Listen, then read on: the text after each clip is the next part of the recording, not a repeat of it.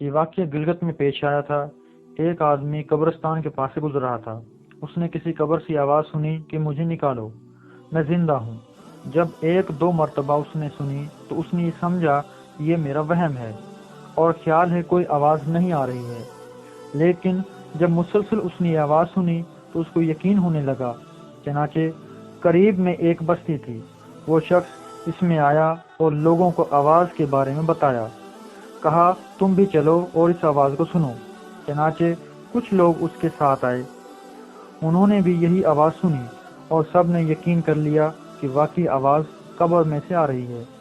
اب یقین ہونے کے بعد ان لوگوں کو مسئلہ پوچھنے کی فکر ہوئی کہ پہلے علماء سے یہ مسئلہ معلوم کرو کہ قبر کھولنا جائز ہے یا نہیں۔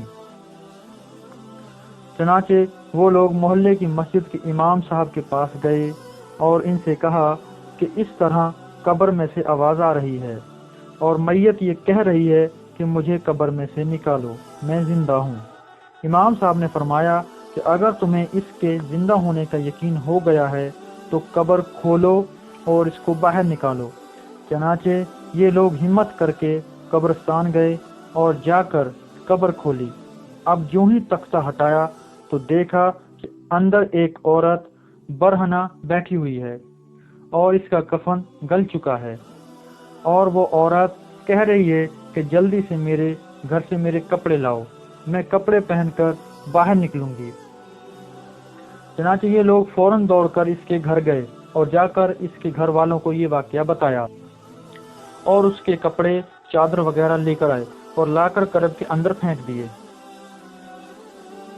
اس عورت نے ان کپڑوں کو پہنا اور چادر اپنے اوپر ڈالی اور پھر تیزی سے بجلی کی طرح اپنی قبر سے نکلی اور دوڑتی ہوئی اپنے گھر کی طرف بھاگی اور گھر جا کر ایک کمرے میں چھپ کر اندر سے کنڈی لگا لی۔ اب جو لوگ قبرستان آئے تھے دوڑ کر اس کے گھر پہنچے اور اب ان کو وہاں جا کر معلوم ہوا کہ اس نے کمرے کے اندر سے کنڈی لگا لی ہے۔ ان لوگوں نے دستک دی کہ کنڈی کھولو۔ اندر سے عورت نے جواب دیا کہ میں کنڈی تو کھول دوں گی، لیکن کمرے کے اندر وہ شخص داخل ہو جس کے اندر مجھے دیکھنے کی تاب ہو، اس لیے کہ اس وقت میری حالت ایسی ہے کہ ہر مرد مجھے دیکھ کر برداشت نہیں کر سکے گا، لہذا کوئی دل گردے والا شخص اندر آئے اور آ کر میری حالت دیکھے۔ اب سب لوگ اندر جانے سے ڈر رہے تھے، مگر دو چار آدمی مضبوط دل والے تھے، انہوں نے کہا کہ تم کنڈی کھولو، ہم اندر آئیں گے۔ چنانچہ اس نے کنڈی کھول دی اور یہ لوگ اندر چلے گئے۔ اندر وہ عورت اپنے آپ کو چادر میں چھپائے بیٹھی تھی۔ جب یہ لوگ اندر پہنچے تو اس عورت نے سب سے پہلے اپنا سر کھولا۔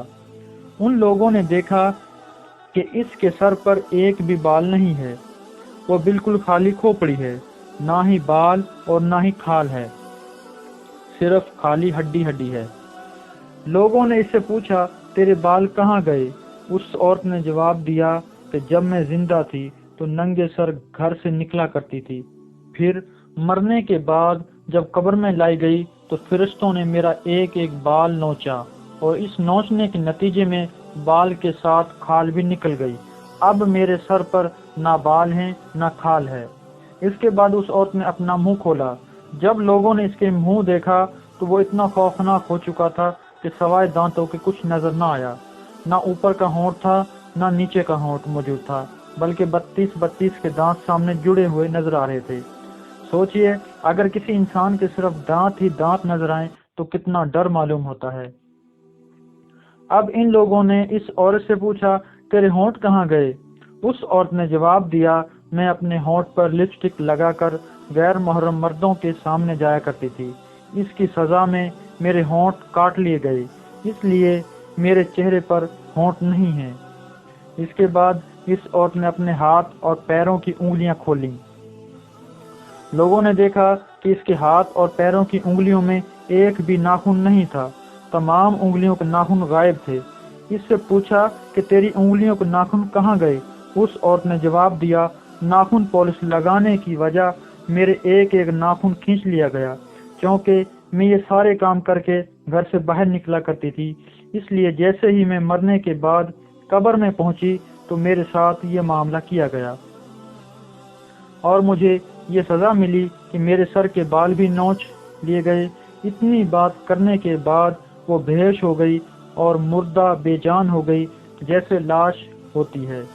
چنانچہ ان لوگوں نے دوبارہ اس کو قبرستان پہنچا دیا۔ اللہ تعالیٰ کو یہ عبرت دکھانی مقصود تھی کہ دیکھو اس عورت کا کیا انجام ہوا اور اس کو کتنا ہولناک عذاب دیا گیا۔ بے پردہ خواتین اس واقعے سے عبرت لیں اور ان گناہوں سے توبہ کر لیں۔